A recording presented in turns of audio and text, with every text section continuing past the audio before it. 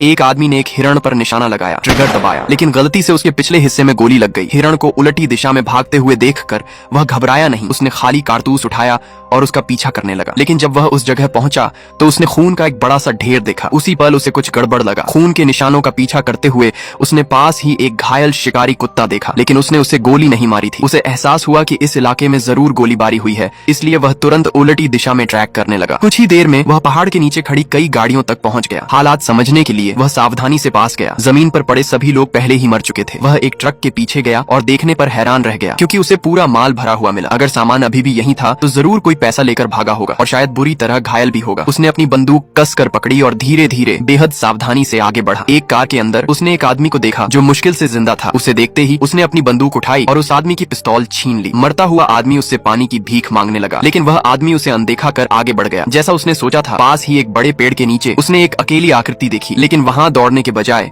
वह चुपचाप झुककर आधे घंटे तक वहीं बैठा रहा। पूरी तरह यकीन हो जाने के बाद कि कोई हरकत नहीं है, वह धीरे धीरे आगे बढ़ा। पेड़ के नीचे पड़ा आदमी पहले ही मर चुका था। उसके पास रखे केस को खोलते ही उसे उसके अंदर $2 मिलियन मिले। वह जानता था कि यह पैसा बड़ी मुसीबत ला सकता है, लेकिन हाथ में आए पैसों को कौन छोड़ सकता है। उसने तुरंत केस उठाया और वहां से चला गया। उस रात वह बिल्कुल सो नहीं पाया। अपने मन का बोझ हल्का करने के लिए उसने उस आदमी को पानी देने का फैसला किया, लेकिन जब वह वापस लौटा तो उसने देखा कि कार की खिड़की तोड़ी जा चुकी थी और उस आदमी को गोली मार दी गई थी। साफ था कि वहां कोई आ चुका था। वह तुरंत एक कार के पीछे छिप गया और कुछ ही सेकंड में उसने हथियारबंद लोगों के एक समूह को पहाड़ी से उतरते देखा। उन्होंने भी उसे देख लिया और तुरंत फायरिंग शुरू कर दी। वह अंधेरे में पूरी ताकत से भागा, लेकिन वे बहुत जल्दी उसके पास आ गए। एक गोली उसके कंधे में जा लगी। वह पानी में कूद गया, लेकिन शिकारी कुत्ता भी तुरंत उसके पीछे कूद पड़ा। उसने बिल्कुल शांत रहते हुए अपनी पिस्तौल निकाली। बच निकलने के बाद उसने अपनी पत्नी को उसके माता पिता के घर भेज दिया। वह एक सड़क किनारे बने मोटल पहुंचा और कमरे नंबर 137 की एयर वेंट में केस को सावधानी से छिपा दिया। फिर उसने जानबूझकर बगल वाले कमरे